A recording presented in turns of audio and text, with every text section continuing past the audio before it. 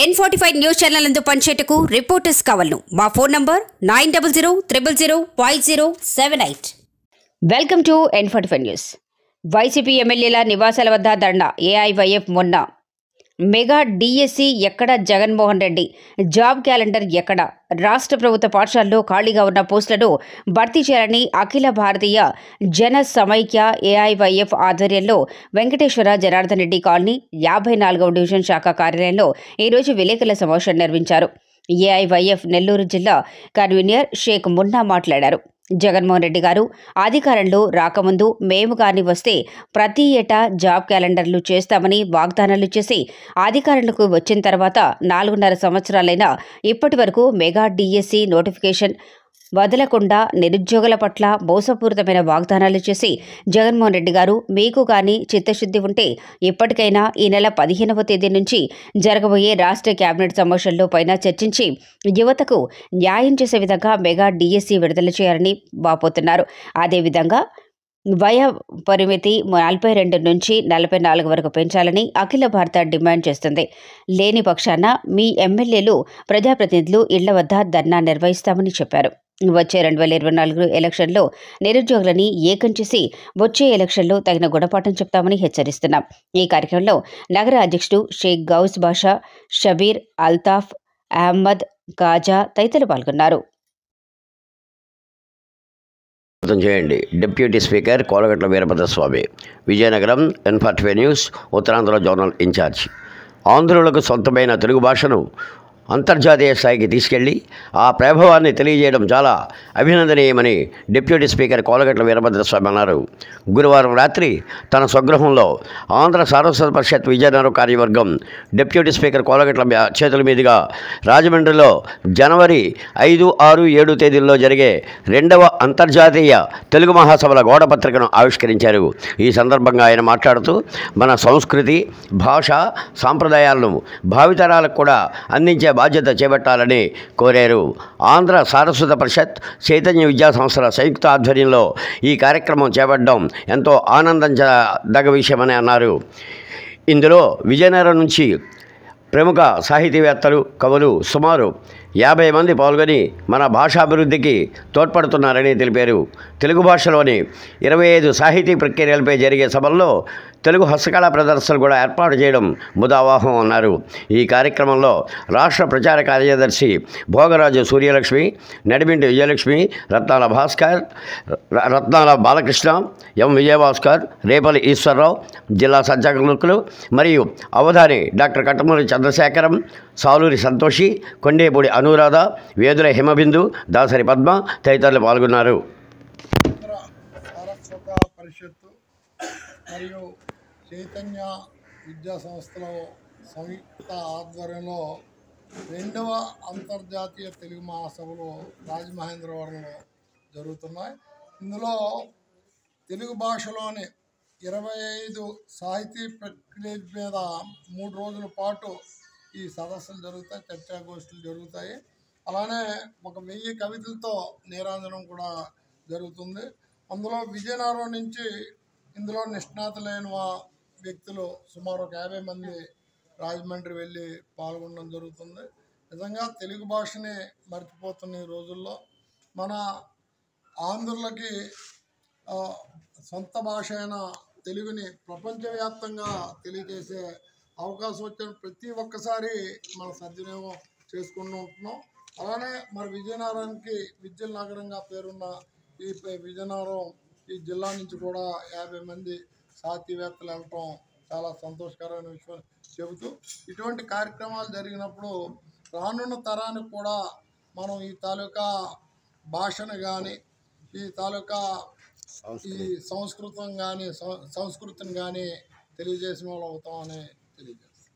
ఆంధ్ర సారస్వత పరిషత్తు మరియు చైతన్య విద్యా సంస్థల సంయుక్త ఆధ్వర్యంలో 2వ అంతర్జాతీయ తెలుగు మహాసభలు రాజమహేంద్రవరంలో జరుగుతున్నాయి. ఇందులో తెలుగు భాషలోని 25 సాహితీ ప్రక్రియల మీద 3 రోజుల పాటు ఈ సదస్సులు జరుగుతాయి, చర్చాగోష్ఠులు జరుగుతాయి. అలానే 1000 కవితలతో నీరాంజనం కూడా జరుగుతుంది. అందులో విజయనగరం నుంచి ఇందులో నిష్ణాతులైన వ్యక్తులు సుమారు ఒక 50 మంది రాజమండ్రి వెళ్ళి పాల్గొనడం జరుగుతుంది. నిజంగా తెలుగు భాషని మర్చిపోతున్న ఈ రోజుల్లో మన ఆంధ్రులకి సొంత భాష అయిన తెలుగుని ప్రపంచవ్యాప్తంగా తెలియజేసే అవకాశం వచ్చిన ప్రతి ఒక్కసారి మన సద్వినియోగం చేసుకుంటూ ఉంటున్నాం. అలానే మరి విజయనగరానికి విద్యుల్ నగరంగా పేరున్న ఈ విజయనగరం ఈ జిల్లా నుంచి కూడా 50 మంది సాహితీవేత్తలు వెళ్ళటం చాలా సంతోషకరమైన విషయం చెబుతూ, ఇటువంటి కార్యక్రమాలు జరిగినప్పుడు రానున్న తరానికి కూడా మనం ఈ తాలూకా భాషను కానీ ఈ తాలూకా ఈ సంస్కృతిని కానీ తెలియజేసిన వాళ్ళు అవుతామని తెలియజేస్తాం. Welcome to N45 news. Khammam నగర ఆర్య వైశ్య సంఘం ఆధ్వర్యంలో పొట్టి శ్రీరాములు 71వ వర్ధంతి వేడుకలు. అమరజీవి పొట్టి శ్రీరాములు 71వ వర్ధంతి సందర్భంగా ఖమ్మం నగర ఆర్య వైశ్య సంఘం తరఫున PSR రోడ్డులోని పొట్టి శ్రీరాములు విగ్రహానికి పూలమాలలు వేసి ఘనంగా నివాళులర్పించడం జరిగింది. ఈ సందర్భంగా అధ్యక్షుడు గోళ్ల రాధాకృష్ణమూర్తి మాట్లాడుతూ, తెలుగు మాట్లాడే తెలుగు వారికి ఒక ప్రత్యేక రాష్ట్రం కావాలని అమరజీవి పొట్టి శ్రీరాములు తన ప్రాణాన్ని సైతం లెక్క చేయకుండా 58 రోజులు ఆమరణ నిరాహార దీక్ష చేసి తన ప్రాణాలు సైతం త్యాగం చేసి అమరజీవులైనారు. అట్టి నాయకుడి కోసం 2 తెలుగు రాష్ట్రాల ముఖ్యమంత్రులు రాజధాని నగరాలలో అమరజీవి పొట్టి శ్రీరాములకి శాంతివనం ఏర్పాటు చేసి కాంస్య విగ్రహాలను ఏర్పాటు చేయాలని ఖమ్మం నగర ఆర్యవైశ్య సంఘం తరఫున డిమాండ్ చేశారు. ఈ కార్యక్రమంలో ఖమ్మం నగర ఆర్యవైశ్య మహాసభ పాలకవర్గం సభ్యులు గుమ్మడవల్లి శ్రీనివాస్, మోసెట్టి వరప్రసాద్, గుంటుపల్లి దివాకర్ గుప్తా, బూర్లే పుల్లారావు, నకరేకంటి సతీష్, ఆర్యవైశ్య సంఘం మాజీ అధ్యక్షులు పెనుగొండ ఉపేందర్, తెలంగాణ రాష్ట్ర ఆర్యవైశ్య మహాసభ అనుబంధ సంఘాల వైస్ చైర్మన్లు తూములూరు లక్ష్మీ నరసింహారావు, రాయపూడి రవికుమార్, రాయపూడి జయరాం, ఎడమకంటి రామారావు, ఎర్రం రామకృష్ణ, కైలాసపు శ్రీనివాసరావు మరియు కొంతమంది ఆర్యవైశ్య ప్రముఖులు పాల్గొన్నారు. న్యాయమైన పోరాటం, ప్రభుత్వం కళ్లు తెరవాలి, ప్రాణం పోయినా మడమ తిప్పని విప్లవకారులం మేము. ఖమ్మం జిల్లా అర్బన్ మండల పరిధిలోని వెలుగుమట్ల వినోబా నవోదయ కాలనీ గ్రామంలో గ్రామీణ పేదల సంఘం నగర శాఖ ఆధ్వర్యంలో కాలనీ 5వ వార్షికోత్సవ బహిరంగ సభ ఏర్పాటు చేశారు. దీనికి ముందుగా కాలనీ సెంటర్లోని UCCRI పార్టీ జెండాను ఇళ్ల స్థలాల కమిటీ అధ్యక్షులు కామ్రేడ్ జంగం రామచంద్రయ్య చేతుల మీదుగా ఆవిష్కరణ జరిగింది. అనంతరం జరిగిన సభలో భద్రాద్రి కొత్తగూడెం జిల్లా కమిటీ సభ్యులు కల్తీ ఎర్రబాబు అధ్యక్షతన వహించారు. ఈ సభకు ఉపన్యాసకులుగా సంఘం రాష్ట్ర అధ్యక్షులు కామ్రేడ్ పడగ ఎర్రయ్య, పార్టీ రాష్ట్ర నాయకులు పి ముత్తయ్య, ప్రజాస్వామ్య హక్కుల పరిరక్షణ సంస్థ దండ లింగయ్య, కామ్రేడ్ కూర్మచలం రవీంద్ర స్వామి పాల్గొన్నారు. అనంతరం వారు మాట్లాడుతూ 2014 ఏప్రిల్లో భూదాన్ వారు ప్రొసీడింగ్స్ ద్వారా ఇళ్ల స్థలాలు లేని వారికి కేటాయించడం జరిగింది అని, 2018 డిసెంబర్ 15 నుంచి ఇక్కడ నివాసం ఉంటున్నారని వారు తెలిపారు. జీవో నంబర్ 58-59 ప్రకారం దరఖాస్తు చేసుకున్న వారిని కనీసం వారి దరఖాస్తులు కూడా పరిశీలన జరగలేదని అన్నారు. ఈ స్థలాల్లో నివాసం ఉంటున్న వారికి ఎటువంటి నోటీసులు కూడా అందజేయలేదని, ఒకవేళ నోటీసులు అందినా పోరాటాల ద్వారానే సాధ్యమని, ఇక్కడ నివసిస్తున్న ప్రజలందరూ చుట్టుపక్కల గ్రామాల నుంచి వలస వచ్చిన కూలీలు అని వారన్నారు. ఈ కార్యక్రమంలో కామ్రేడ్ బాడాల లక్ష్మణాచారి, కల్తీ రామచంద్రయ్య, షేక్ సోంద్మియా, కామ్రేడ్ కల్తీ లెనిన్ నాయకులు, నవోదయ కాలనీవాసులు, ఖమ్మం నగర ఇళ్ల స్థలాలు లేని పేదలు, నగర పరిసర ప్రాంతాల్లో తమ సొంత ఖర్చులతో అనేక మంది పేదలు తరలివచ్చారు. ఖమ్మంలో శ్రీ శ్రీ శ్రీ త్రిదండి దేవనాథ రామానుజ GS స్వామి పర్యటన.